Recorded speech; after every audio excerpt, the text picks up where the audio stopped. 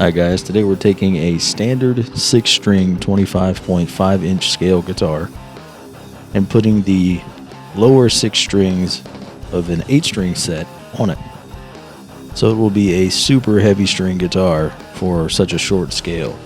This is just an experiment to see if it'll hold tuning. I got one of these LTD F50s for pretty cheap and figured it would make a pretty cool down-tuned beast. If it does, we'll put some new pickups in it and give it a cool paint job. So the first thing we have to do, you notice how big this string is. There's no way on earth that 80 gauge is going to fit through that tuning peg. No way. So the first thing we have to do is widen that hole enough so that it will. Now when you do something like this, you have to be very, very careful. So I got the smallest drill bit that would still fit the diameter of the string. And I took the front of my drill off, because luckily it can do that, and just used my hand and went real slow from either direction until I got the hole through. We want to leave as much metal there as we can because we don't want it to break.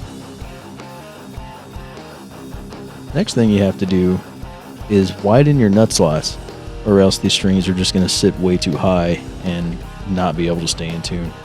So using parts of the string that I know I'm going to clip off later, I just went down each slot with each string and did exactly what you see here. I used it as a file to make that slot wider. It's a plastic nut.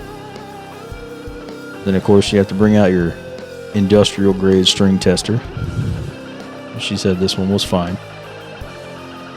You can see in comparison to the 5 regular strings just how big that 80 gauge is. Also had to go back and notch out the saddles a little bit. So here's the 8-string set we put on, the 80, 64, 46, 34, 24, and 16. Here's what it sounds like.